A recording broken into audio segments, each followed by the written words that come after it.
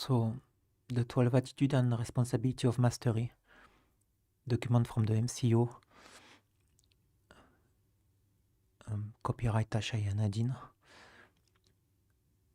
Part of the process of spiritual integration of our higher selves or expansion of our consciousness involve reprogramming the way we think. Our thought create our reality and the life experience we have on the inside and the outside of us. The following attitude and responsibilities, when embodied and lived, will help to change our thought patterns. Thought that we simply take for granted because they are part of the programming we currently carry. Changing the thought patterns is actually changing the programming in the personal shields. 12 Attitude of Mastery, introduced in the Dance for Life Workshop 2002. Study the 12 Attitude of Mastery, make an affirmation meditation out of them, and try to make them your way of life. Attitude 1. Love, recognition of the truth of the all-oneness. 2. Grace, allowing the all-oneness to be what it is, regardless of whenever it suits you, living perpetual forgiveness. 3. Gratitude, accepting the all-oneness, knowing your aliveness. 4. Reverent respect, acknowledging and giving to the all-oneness. 5. Responsibility, co-creating with, serving, and being able to respond to the all-oneness. 6. Trust, knowing the power and love of the all-oneness. 7. Accountability, being in a state of truth with the all-oneness. Impeccability. 8. Upholding and protecting the all-oneness. 9. Mindfulness, loving, nurturing, and being attentive to the all-oneness.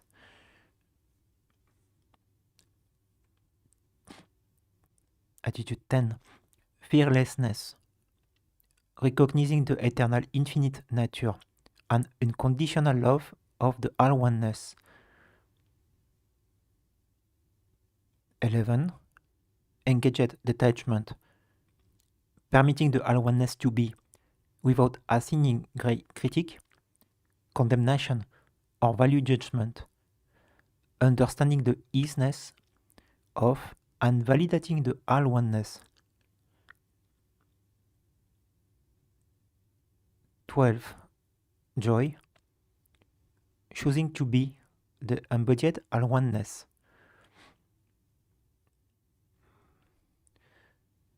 So this is for the attitude, the 12 attitude.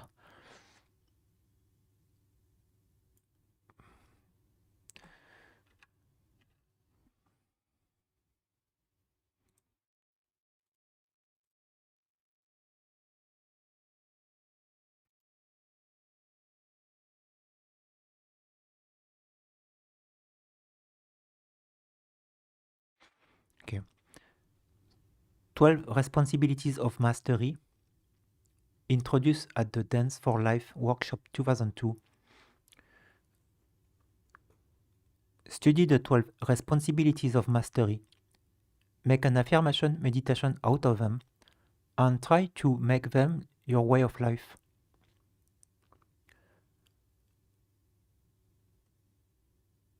Responsibility 1. Self-actualization, freedom from the victimizer blame game, and willingness and willingness to be accountable for all perceivable manifestations as direct projections of intended learning from the personal consciousness / DNA template, I will read again. Self-actualization, freedom from the victimizer blame game, unwillingness to be accountable for all perceivable manifestations as direct projections of intended learning from the personal consciousness / DNA template.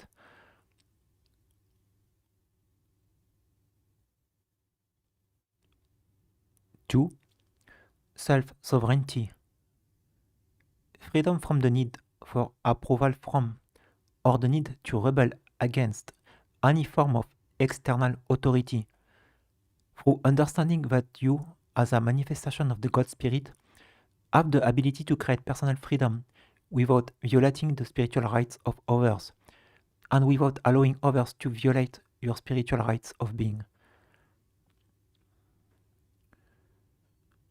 3. Self-containment, taking personal responsibility for and realizing that at all times you are accountable for directing personal energies.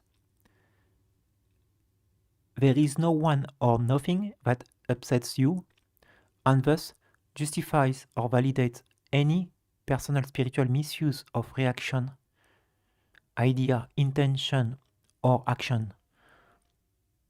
It is you who upset yourself by allowing the emotional body to follow misperceptions of the mental body that tells you that your power lies outside of yourself.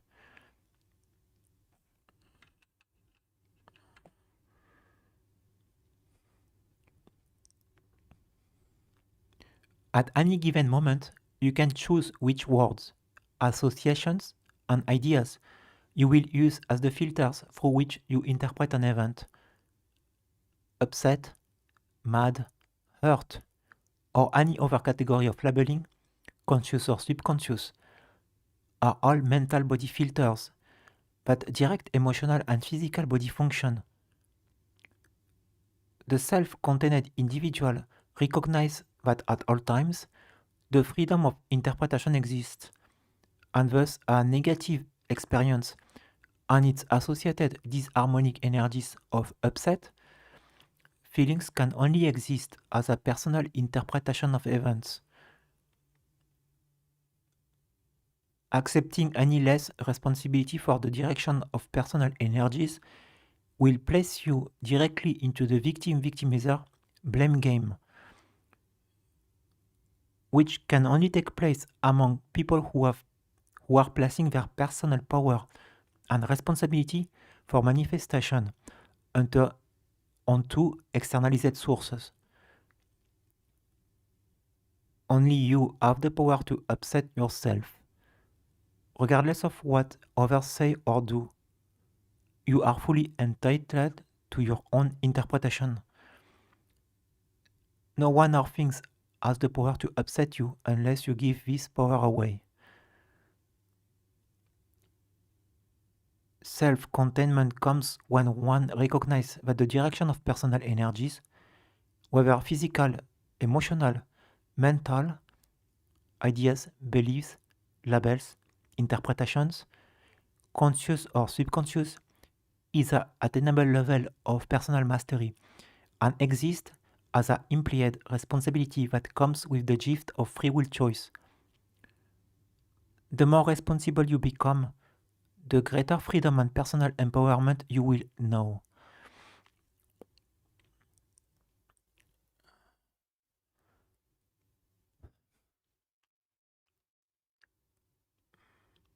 So this is self-containment. 4. Self-discipline. Accepting responsibility for directing personal energies toward, rather than in opposition to, the outcomes you desire to experience.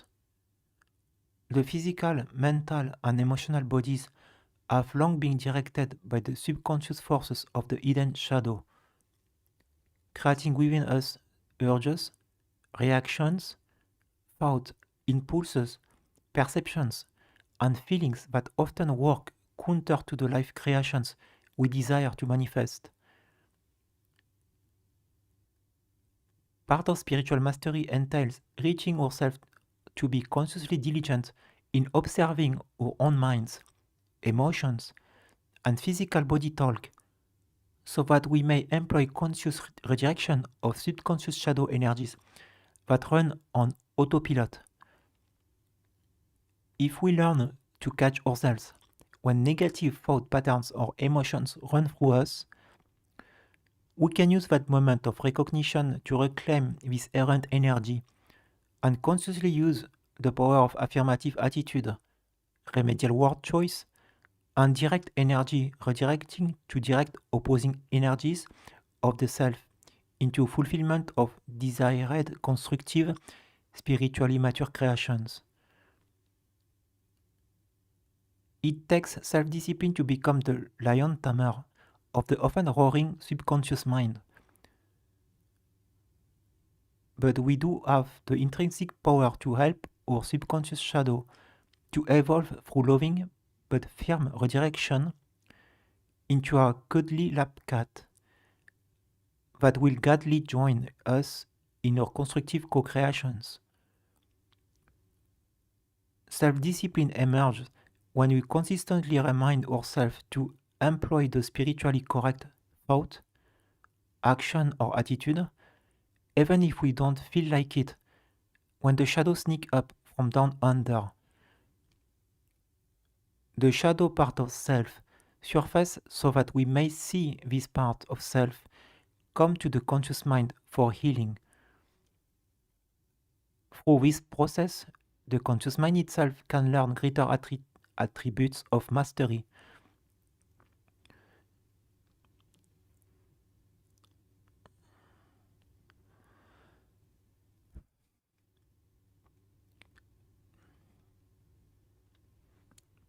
Responsibility 5, self-love.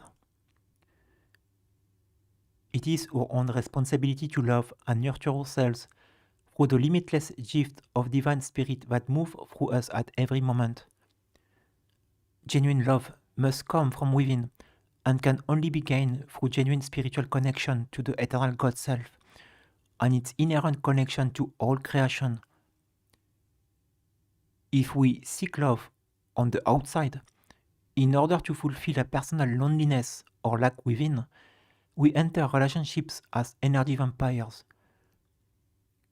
In doing this, we are seeking a substitute for our personal God source connection through tapping into the God source embodied within other people or beings. This is not love, it is need. It implies the lack of something essential, which in turn implies a limited personal connection to the God source universal consciousness.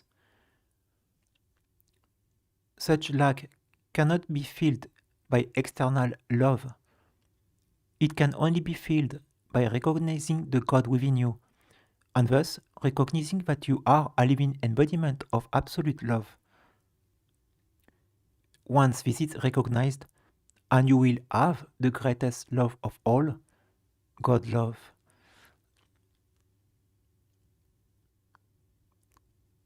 Read again the sentence.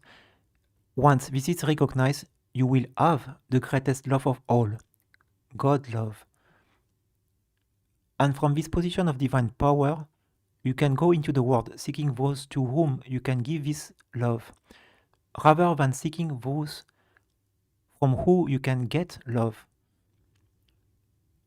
When love is approached through self-love, the motivation is to give joyfully, knowing that anything you might need can be made manifest through the love of the active God source that you carry inside yourself. Self-love is a responsibility of spiritual maturity.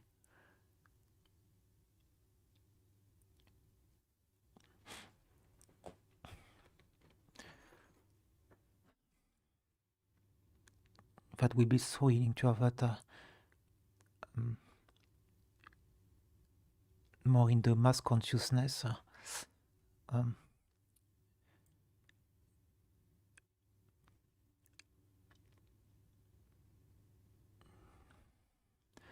Okay, responsibility 6, spiritual integrity.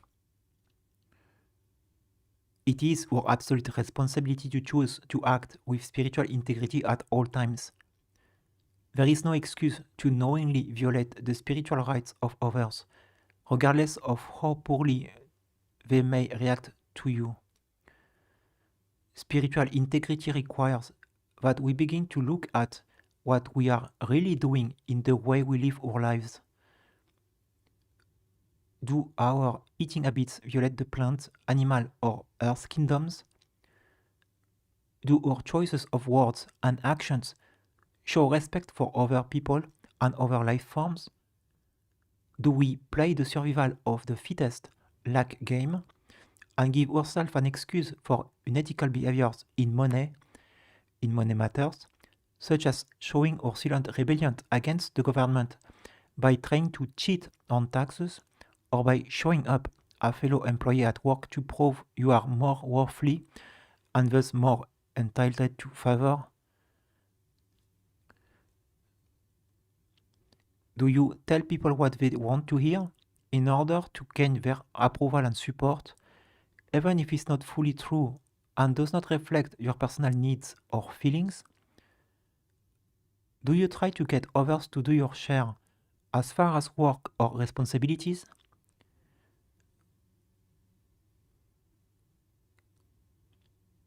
Do you use erroneous excuses such as race, gender, creed, academic or economic status to justify disrespectful, exploitative, or unkind treatment of others? Spiritual integrity requires that we take a good, hard, frequent look at how we conduct our lives. To face the area of activity in which we are performing in less than spiritually congruent ways, and to employ active commitment and discipline to bring these areas of our lives into spiritual integrity. One does not get through the gates of heaven or anywhere else desirable through using excuses for not employing genuine, not feigned, spiritual integrity. Cultivating spiritual integrity is a major responsibility on the path of spiritual mastery and the way the universe works. So you can't leave home without it. This means that there is a biological reality of spiritual integrity that manifests chemically within the DNA as a result of that state of focus of consciousness. If you do not possess a sufficient amount of spiritual integrity in your consciousness, neither will your DNA template. And though you might be able to pull the wool over the eyes of others, your own biology will eventually be your own taskmaster. Passage through any stargate requires a sufficient amount of chemically encoded spiritual integrity of consciousness.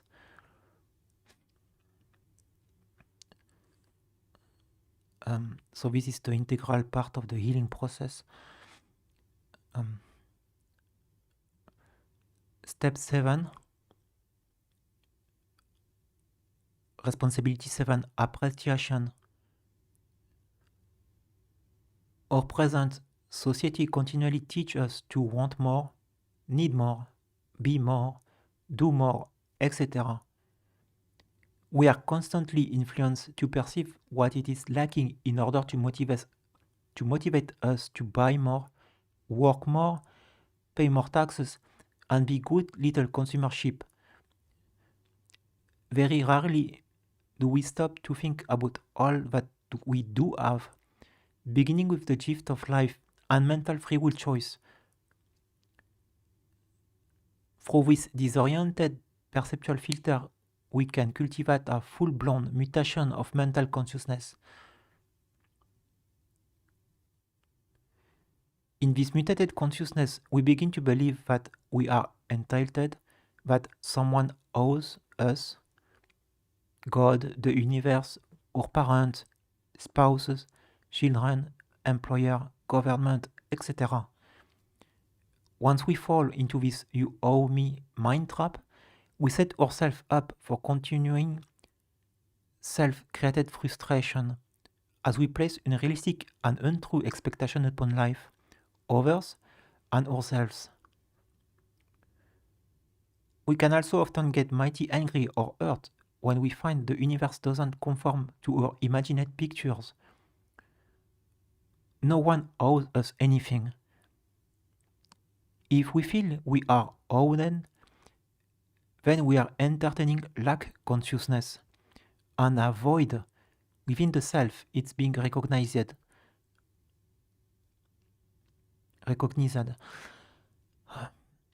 If we give to another in order to receive for ourselves, such as do banks and often parents, spouses, or lovers, and the other does not pay back what we expect to receive, we may feel cheated, taken advantage of, or owed. In fact, these situations often emerge in our lives as lessons to teach us that giving should be done for the giving alone, and not for the expected return. If we give what we desire to give for the joy of giving, we do not feel owed.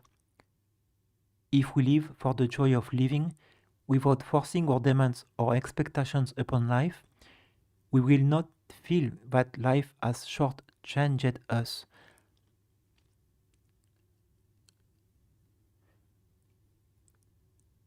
It matters not what your neighbor possesses, because in comparing ourselves to each other, we see how we measure up to each other.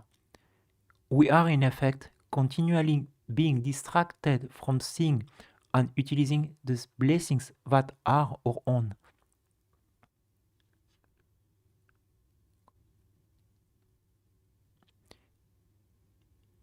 If we can work to cultivate the ability to appreciate even the smallest of gifts, blessings, and gestures, we will begin to create a life that is at least half full instead of half empty.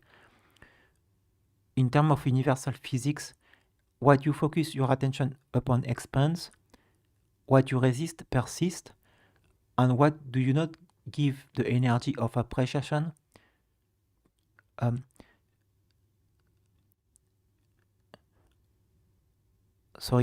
read again.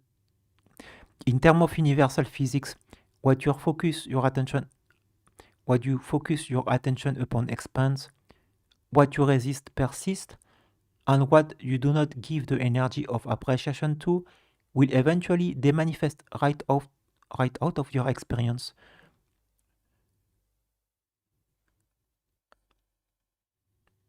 When you approach the world through the chosen filter of genuine giving, you are in effect being an electrical transmitter, sending energy out to the world around you. When you release electrical energy in this way, you become more magnetic, as the sending out of energy creates magnetic vortices within the diodic grid in your Katara anatomy. The magnetized diodic grid then draw in more universal energy supply at a higher frequency and quality than the expressed energy to refill the energy void created by the giving. When you approach the world with the attitude of getting, this natural physics process becomes inverted. The more you try to pull energy from the outside world, the more your energy becomes stuck in the diodic grid as miasma. The miasma progressively reduces the quantity and lower the frequency of the natural energies you can internally draw from the universal supply. Giving, even in its simplest form of giving appreciation, keeps the natural energy flow moving. Whatever you give out will return to you amplified. This also works in reverse, however, and giving out a bad attitude of ego, arrogance, and garbage will cause more of the same to flow your way.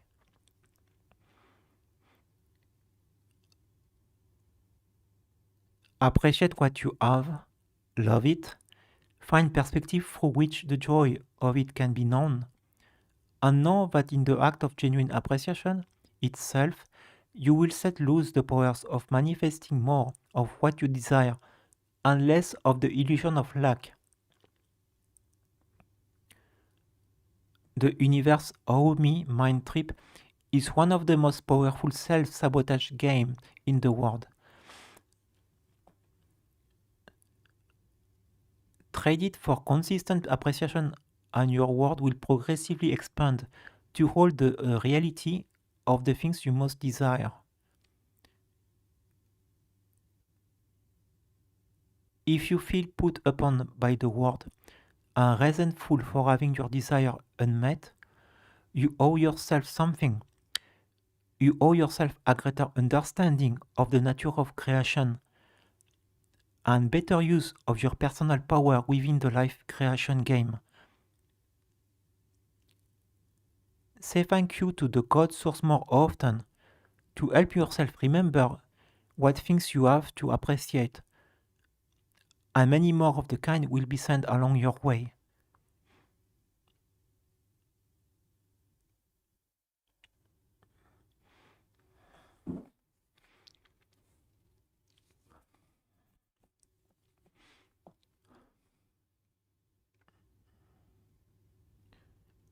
It's interesting how it expands a lot in the step 7, responsibility 7.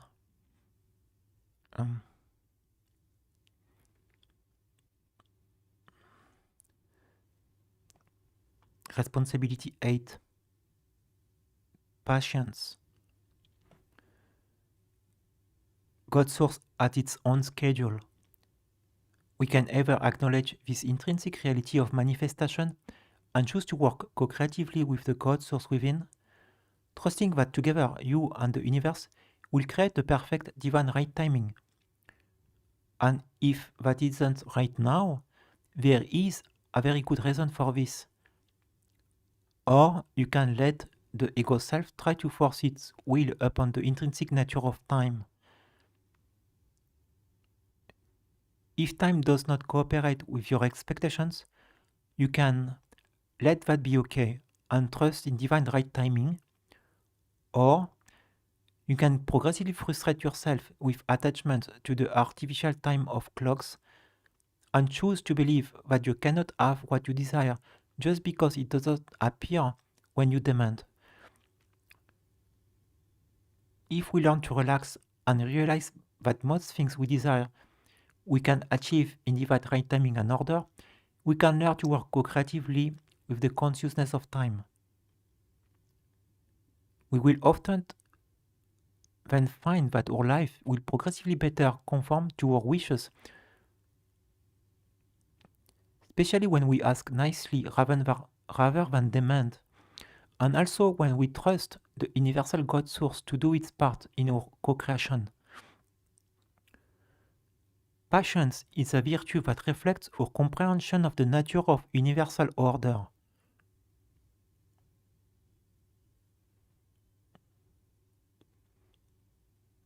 Indeed.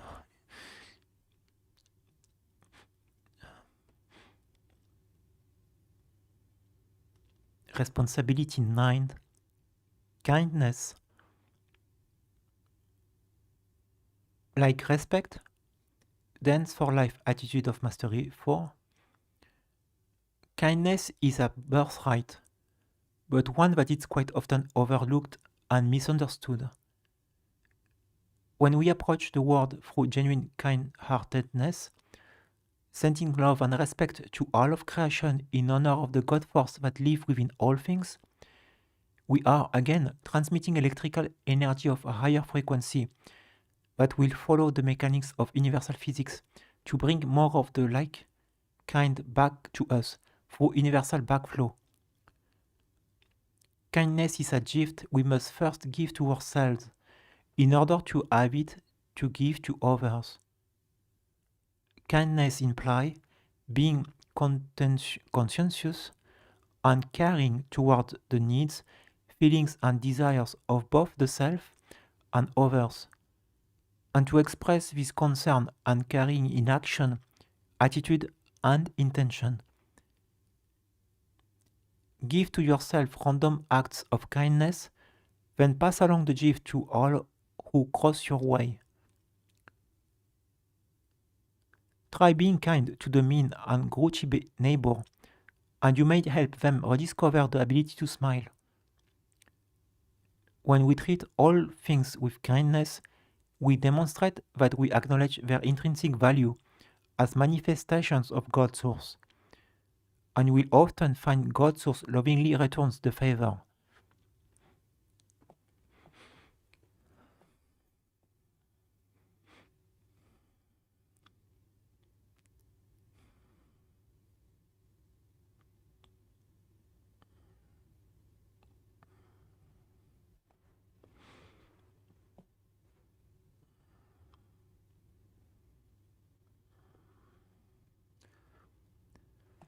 Responsibility 10. Conservation. Conservation is a form of respect and appreciation for God's source energy in all of its expressions. From conserving and protecting our natural resources, to being attentive to the needs of our bodies, to using the energies of our words and actions with gentle conservation, by which we freely use what is needed, but no more. God's source continually recycles its energy to the rebirth of new expression. All is given freely, but nothing is valueless or wasted. Conservation demonstrates that we have respect and appreciation for the gift of creative energy that God's source has provided to us. As we learn to use this energy in all its forms, with respect and clear intention, we will progressively fine-tune our ability to create what we desire, and this process assists all other beings to do the same. There is truth in the old saying, waste not, want not. If everything we perceive in our hologram of life is understood to be manifestation of God's source, we might all employ a bit more respect, appreciation, and conservation towards the use and applications of the energy of the divine.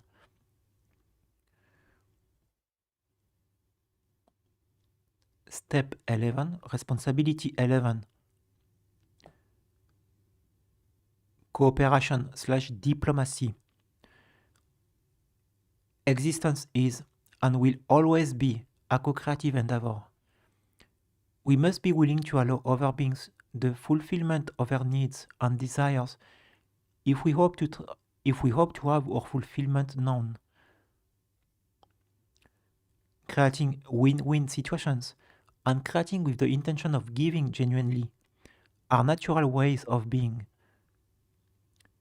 We might not always agree with the intended creation of others, and we all have a right to our point of view. Diplomacy can be a bridge between forces of opposition, through which effective actions or decisions can be reached to mutually support each perspective. We can learn to disagree.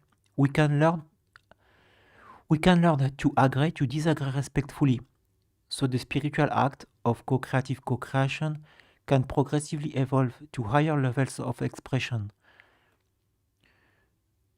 I will read it again.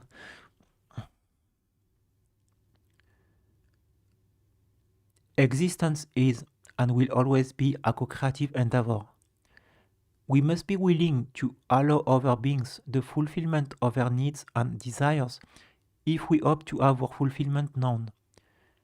Creating win-win situations and creating with the intention of giving genuinely are natural ways of being. We might not always agree with the intended creation of others, and we all have a right to our point of view. Diplomacy can be a bridge between forces of opposition, through which effective actions or decisions can be reached to mutually support each perspective. We can learn to agree to disagree respectfully, so the spiritual art of cooperative co-creation can progressively evolve to higher levels of expression.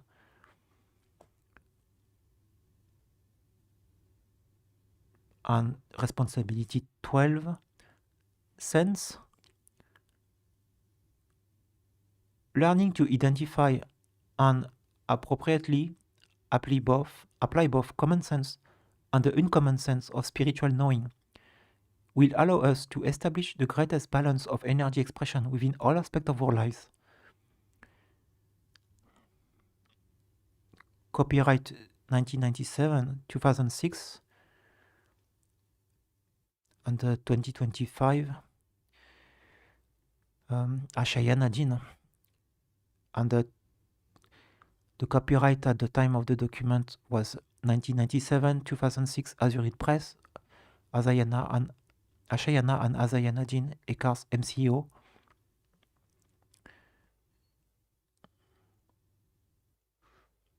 Not intended to diagnose, treat, or cure disease or illness, nor it is to be presented or construed in any way as a substitute for professional medical, surgical, or psychiatric care or treatment.